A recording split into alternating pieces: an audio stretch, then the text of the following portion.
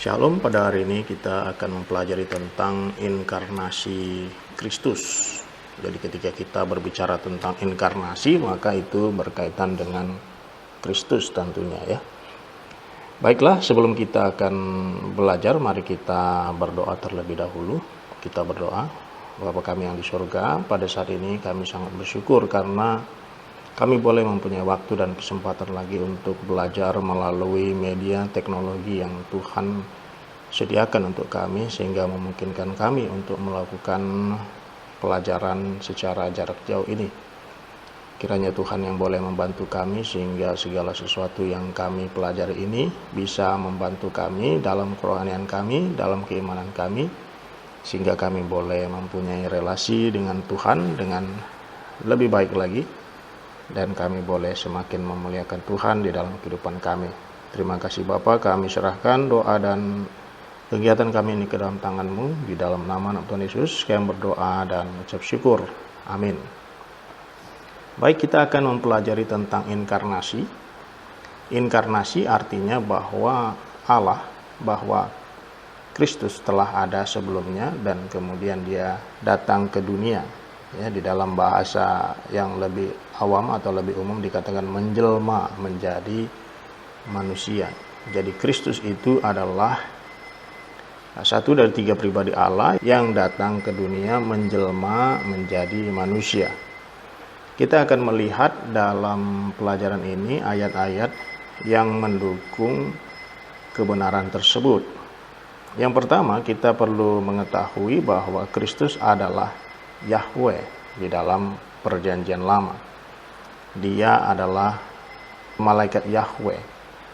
Jadi ketika saya katakan malaikat, bukan berarti bahwa dia malaikat, tetapi dia mengambil wujud sebagai atau seperti malaikat. Karena Tuhan tanpa mengambil wujud, maka manusia tidak dapat melihat dan berkomunikasi dan berinteraksi dengan lebih jauh dengan Dia. Karena itulah maka Tuhan pra-inkarnasi Kristus, maka Kristus sebelum Dia berinkarnasi di dalam kitab-kitab perjanjian lama, Dia mengambil wujud malaikat atau seperti malaikat, atau di dalam Alkitab disebut dengan malaikat Yahweh. Tetapi sekali lagi perlu kita menggarisbawahi, perlu kita mencatat bahwa pra-inkarnasi Kristus itu bukan malaikat, melainkan Dia adalah Yahweh, Dia adalah Tuhan. Ya, kita akan belajar lebih lanjut. Kita akan lihat ayat-ayat apa saja, ada banyak. Nanti kalau kita membaca dalam kisah Hagar misalnya, dia bertemu dengan malaikat Yahweh, itu adalah pra-inkarnasi Kristus. Ya. Kemudian dalam kisah Yakub misalnya, dalam Kejadian 32, ya, nanti kita bisa membaca lebih jauh di sana. Kalau dibaca saat ini kayaknya nanti terlalu panjang ya. Kemudian juga di dalam kisah Abraham dalam Kejadian 18, ketika 3 malaikat mengunjungi Abraham, ada 2 dari mereka yang pergi ke Sodom, tetapi 1 lagi dia berbicara kepada Abraham. Dia di sana di dalam Alkitab dituliskan dengan Yahweh, dengan Tuhan, ya, dengan kata Tuhan huruf besar, dengan kata Adonai, ya. Jadi Kejadian 18 ini mengacu kepada Kristus sebelum berinkarnasi atau pra-inkarnasi Kristus, ya. Kemudian juga dalam Keluaran 23 ayat 20, ya, ketika malaikat menyertai bangsa Israel, ya, itu juga mengacu kepada Kristus. Kemudian dalam 1 Korintus pasal yang ke-10 ayat yang ke-1 sampai ke-3, coba kita baca ya. Ayat ke-1 sampai ke-4 deh ya. 1 Korintus 10 ayat yang ke-1 sampai ke-4. Saya bacakan. Aku mau supaya kamu mengetahui, saudara-saudara, bahwa nenek moyang kita semua berada di bawah perlindungan awan, dan bahwa mereka semua telah melintasi laut. Untuk menjadi pengikut Musa, mereka semua telah dibaptis dalam awan dan dalam laut. Mereka semua makan makanan rohani yang sama, dan mereka semua minum minuman rohani yang sama, sebab mereka minum dari batu karang rohani yang mengikuti mereka, dan batu karang itu ialah Kristus. Nah, jadi Rasul Paulus jelas menyebutkan di sini bahwa batu karang itu adalah Kristus, ya. The rock was Christ. Ya, jadi di sini kita juga bisa memahami bahwa Tuhan menyediakan minuman kepada mereka, ya, di padang gurun, ya, kepada bangsa Israel, dan dikatakan bahwa batu karang itu adalah Kristus. Artinya Kristus mengambil wujud untuk bisa berinteraksi, untuk bisa berkomunikasi, untuk bisa menyediakan, melakukan hal-hal untuk bangsa Israel ataupun tokoh-tokoh di dalam kitab Perjanjian Lama. Nah, sekarang kita coba melihat atau mempelajari hal lainnya, yaitu Kristus dengan nama-nama ilahi. Ya, saya punya video juga ini berkaitan ini, tapi nggak apa-apa, kita bahas sedikit di sini. Kristus dengan nama-nama ilahi. Dalam Yesaya pasal 7 ayat yang ke-14 disebutkan di sana ada kata Immanuel yang berarti Allah beserta kita. Ya. Jadi ini adalah nama-nama ilahi daripada Kristus. Kemudian Yesaya 9 ayat 6 sampai 7. Ya, Yesaya 9 ayat 6 sampai 7. Kita baca saja supaya lebih jelas. Supaya lebih jelas isinya apa? Ya, ini berkaitan dengan keilahian daripada Kristus, ya.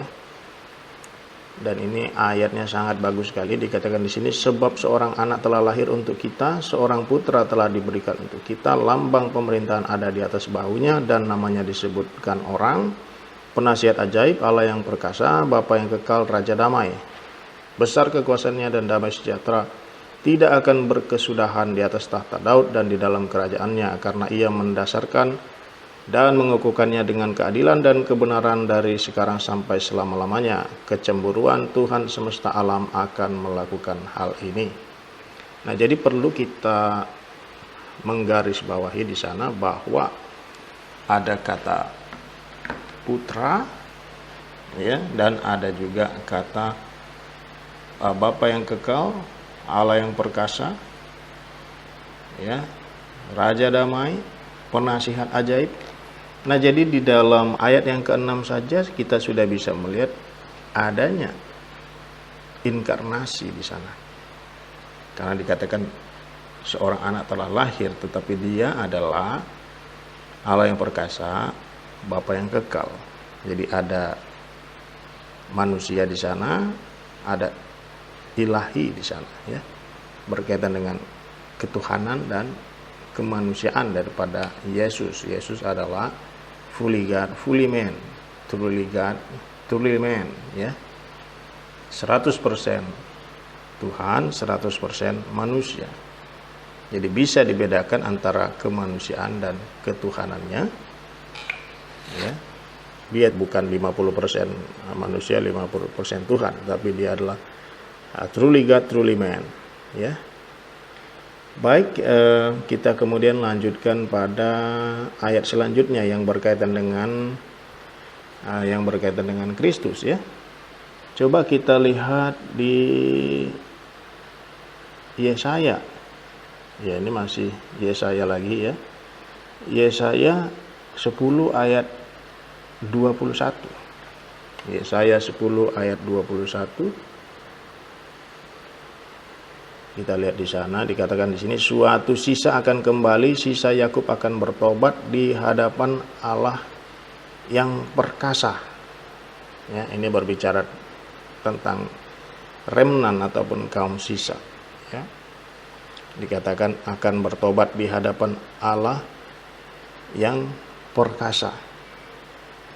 Ya, ini juga mengacu kepada Kristus, gitu, ya. Ini juga mengacu kepada Kristus, Allah yang perkasa.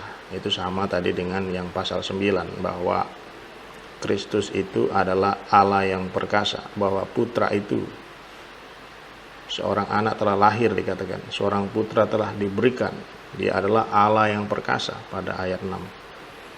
Nah, sekarang kita lanjutkan. Kalau tadi Kristus sebagai Yahweh di dalam perjanjian lama, kemudian sekarang kita akan membahas tentang Kristus di dalam sebagai Yahweh di dalam perjanjian baru. Nah, saudari, kalau kita melihat mengapa para petinggi agama Yahudi pada era Yesus tidak menyukai Yesus atau membenci Yesus, ini sebenarnya bukan berkaitan dengan hal-hal yang sepele, ya.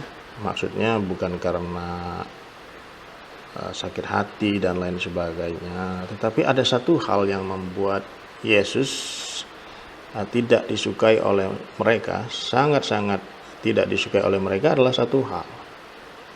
Karena Yesus mengklaim dirinya sebagai Tuhan.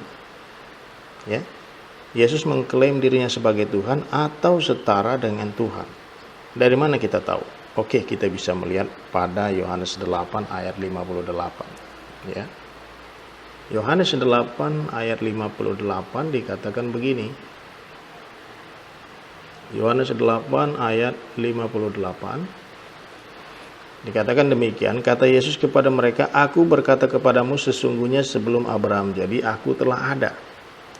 Nah, sebagai rabi di era Yesus, ada banyak hal yang mereka merasa bisa bertoleransi atau bisa menerima berkaitan dengan Yesus, atau bahkan ada juga yang sangat kagum, ada juga yang sangat menghormati Yesus. Contohnya adalah Nikodemus misalnya, dia datang ke rumah Yesus untuk bercakap-cakap dengan dia. Artinya ada hal-hal yang bukan saja bisa ditoleransi, tetapi juga bisa diterima, bahkan sangat-sangat dihormati, bahkan dikagumi untuk beberapa ataupun banyak hal. Tetapi ada satu hal yang mereka tidak menerima, yaitu bahwa sebagian besar dari mereka, ada satu hal yang mereka tidak ataupun sangat sulit untuk menerima, adalah bahwa Yesus mengatakan bahwa dia adalah setara dengan Allah, bahwa dia adalah Allah, bahwa dia telah ada sebelumnya. Nah, inilah yang membedakan Yesus dengan pengajar-pengajar yang lain. Kalau pengajar-pengajar yang lain tidak pernah mengatakan bahwa mereka telah ada sebelumnya, artinya mereka itu berinkarnasi. Nah, tetapi Yesus mengatakan bahwa dia sudah ada sebelum Abraham. Ya, dia sudah ada sebelum Abraham, artinya dia pre-eksis. Dia adalah Tuhan dan dia adalah Yahweh itu sendiri. Ya, jadi tadi kita membaca tentang Yahweh dalam perjanjian lama, sekarang Yesus mengkonfirmasi bahwa dialah Yahweh itu sendiri. Kalau dalam bahasa Inggris kita akan membaca ketika Tuhan Yesus mengatakan begini, before Abraham was, I am. Ya. Kata I am ini adalah kata yang mengacu kepada Yahweh. Ketika Yahweh bertemu dengan Musa, Yahweh berkata, akulah aku. Aku adalah aku. Ya. Dan kemudian Yesus juga memberikan banyak klaim tentang dirinya dengan mengucapkan kata aku itu. Dengan menyebut kata aku, maka aku itu mengacu kepada Yahweh. Akulah roti hidup, akulah air hidup, akulah gembala yang baik. Ya, ada banyak kata aku kita lihat di dalam kitab-kitab perjanjian baru, khususnya di dalam Injil Yohanes, ya. Nah, kemudian kita bisa lihat juga dalam Yohanes 17 ayat yang ke-5. 17 ayat yang ke-5 juga masih berkaitan dengan prainkarnasi atau praeksistensi Kristus, bahwa dia sudah ada sebelumnya, ya. Di dalam Yohanes 17 ayat 5 dikatakan, ya, Yesus berdoa, dia mengatakan bahwa dia tadinya mempunyai kemuliaan, tetapi kemudian merendahkan dirinya. Dan di dalam doanya dia mengatakan agar dia boleh mendapatkan kembali kemuliaan itu yang dia telah miliki sebelum dunia ada, ya. Biar lebih jelas saya bacakan di sini, dikatakan, oleh sebab itu ya Bapa, permuliakanlah aku pada dirimu sendiri dengan kemuliaan yang kumiliki di hadiratmu sebelum dunia ada. Jadi Yesus itu sudah ada sebelum dunia ada. Dia pre-eksis, ya. Dia mempunyai eksistensi sebelumnya, sebelum dunia ada bahkan. Nah, itulah menunjukkan ketuhanannya. Itulah menunjukkan keilahiannya, ya. Kemudian ayat-ayat apa lagi yang berkaitan dengan Yesus sebagai Yahweh dalam perjanjian baru? Yohanes 1 ayat 14. Yohanes 1 ayat 14 dikatakan bahwa dia menjelma menjadi manusia, ya. Yohanes 1 ayat 14 dikatakan demikian. Firman itu telah menjadi manusia dan diam di antara kita, dan kita telah melihat kemuliaannya, yaitu kemuliaan yang diberikan Tuhan kepadanya sebagai anak tunggal Bapa, penuh kasih karunia dan kebenaran, ya. Ini berkaitan juga dengan praeksistensinya dan berkaitan juga dengan inkarnasi, ya. Jadi Yohanes 1 ayat 14. Banyak sekali ayat yang mengatakan hal-hal yang seperti itu, ya. Kemudian kita melihat lagi bahwa Yesus sendiri mengatakan bahwa dia berasal dari sorga. Nah, tidak ada orang yang berbicara seperti ini, ya. Kalau C.S. Lewis mengatakan ada 3 kemungkinan kalau orang berbicara seperti Yesus. Yang pertama adalah bahwa dia adalah orang yang gila, ya. Dia adalah orang yang gila, lunatic, atau dia itu adalah liar, pembohong. Tetapi yang ketiga, bahwa dia adalah benar-benar Lord, ya, benar-benar Tuhan, ya. Jadi kalau ada orang yang bilang dia datang dari surga, nah ini kemungkinan bohong, kemungkinan gila. Tetapi yang kemungkinan lain adalah bahwa benar dia adalah Tuhan. Nah, kita lihat pada Yohanes 6 ayat yang ke-62, ya. Yohanes 6 ayat 62 dikatakan, Yesus sendiri mengatakan, dan bagaimanakah jika kamu melihat anak manusia naik ke tempat di mana ia sebelumnya berada. Nah, ini sekali lagi Yesus mengkonfirmasi bahwa dia telah ada sebelumnya. Kita lihat lagi Yohanes 3 ayat 13. Tuhan Yesus mengatakan seperti ini, tidak ada seorang pun yang telah naik ke sorga selain daripada dia yang telah turun dari sorga, yaitu anak manusia. Sekali lagi mengatakan bahwa Yesus itu datang dari sorga. Jadi bukan seperti kita yang lahir kita pun tak tahu dari mana. Dalam artian entah dari mana, tetapi yang kita tahu adalah kita lahir dari kandungan ibu kita, ya. Lahir dari keluarga kita tahu dari ayah ibu kita. Tetapi Yesus, dia mengatakan bahwa dia datang dari sorga dan dia sudah ada sebelumnya, bahkan sebelum Abraham, ya. Nah, kemudian kita lihat lagi kesaksian pada tulisan-tulisan daripada kitab perjanjian baru yang lain, ya. Jadi kalau tadi Yohanes 1 ayat 1, Yohanes 1 ayat 3 dikatakan bahwa dia adalah Tuhan, dia adalah pencipta, dia adalah sang firman, ya. Kemudian kita lihat lagi pada Filipi 2 ayat 6. Filipi 2 ayat 6 dikatakan bahwa dia itu setara dengan Allah. Biar lebih jelas kita bacakan saja, ya. Filipi 2 ayat 6 dikatakan seperti ini, yang walaupun dalam rupa Allah, maksudnya Kristus itu, ya. Yang walaupun dalam rupa Allah tidak menganggap kesetaraan dengan Allah itu sebagai milik yang harus dipertahankan. Jadi Rasul Paulus mengerti bahwa Kristus itu setara dengan Allah, ya. setara dengan Allah. Kemudian kita lihat pada 1 Korintus 10. 1 Korintus 10 lagi, tadi kita sudah baca, nggak apa-apa, kita baca lagi karena berkaitan ya. 1 Korintus 10 ayat 4, dan mereka semua minum minuman rohani yang sama, sebab mereka minum dari batu karang rohani yang mengikuti mereka, dan batu karang itu ialah Kristus. Ya. Batu karang itu ialah Kristus. Jadi di dalam perjanjian lama yang mengiringi, yang menyertai bangsa Israel itu adalah Kristus, pra-inkarnasi Kristus. Kristus sebelum berinkarnasi, ya. Dialah yang memberikan penyediaan kepada bangsa Israel di padang gurun, ya, dalam perjalanan menuju ke tanah perjanjian. Jadi Kristus itu sudah eksis, ya. Kemudian kita lihat lagi Kolose 1 ayat 16.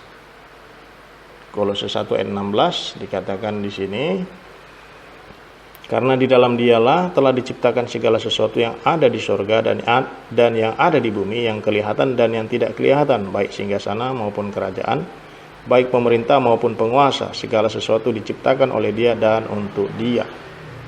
Jadi kalau kita percaya bahwa Kristus itu adalah Tuhan, maka Tuhan itu pastilah atau haruslah mencipta.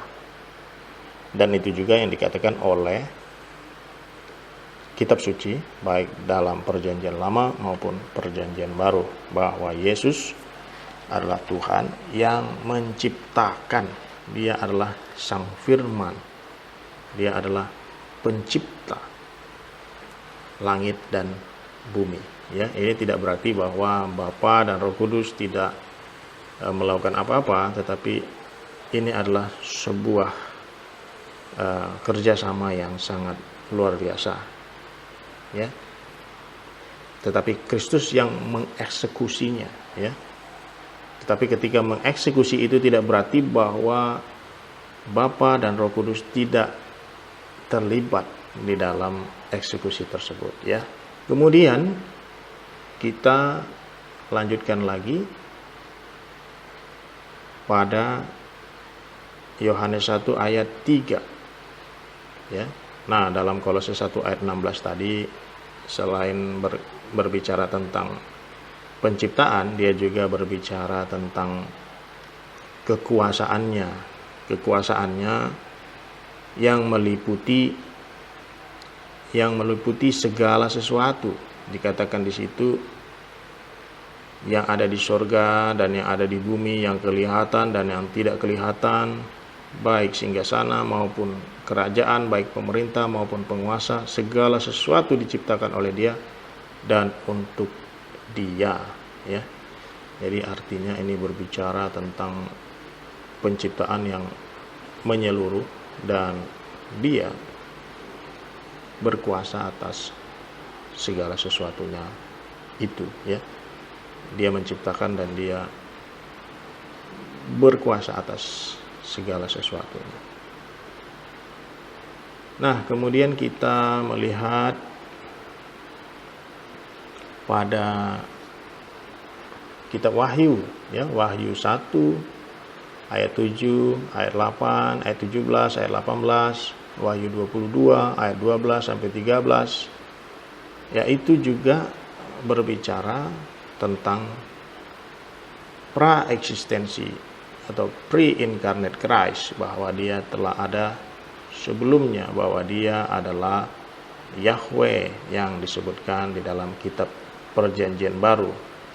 Di dalam kitab Wahyu Dia disebutkan atau menyebutkan frasa Alfa dan Omega, yang awal dan yang akhir. Artinya Dia itu kekal, ya. Dia adalah yang kekal, ya. Coba kita lihat biar lebih jelas, ya. Wahyu pasal yang ke-1 ayat yang ke-7 dikatakan di sini, lihatlah Ia datang dengan awan-awan dan setiap mata akan melihat Dia, juga mereka yang telah menikam Dia, dan semua bangsa di bumi akan meratapi Dia. Ya, amin, ya. Ayat 8, Aku adalah Alfa dan Omega, firman Tuhan Allah, yang ada dan yang sudah ada dan yang akan datang, yang maha kuasa. Ya, jadi sekali lagi menunjukkan eksistensi Allah, eksistensi Kristus sebelum datang ke dunia.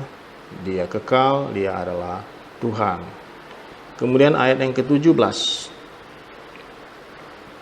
dikatakan di sini, ketika aku melihat dia, yaitu Rasul Yohanes ya.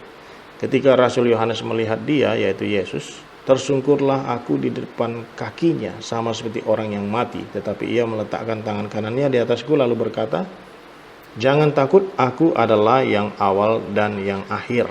Ya, sekali lagi ini berbicara tentang kekekalan Kristus. Dia adalah Tuhan, dia sudah ada.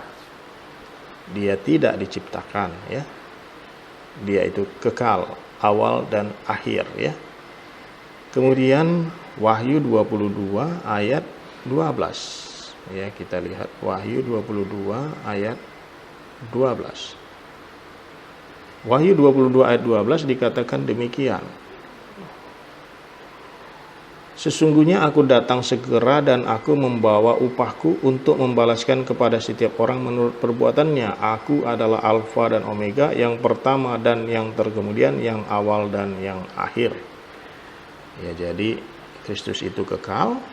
Dia sudah ada sebelum dia datang ke dunia. Sebelum dia lahir ke dunia, dia sudah ada. Dia menyertai bangsa Israel.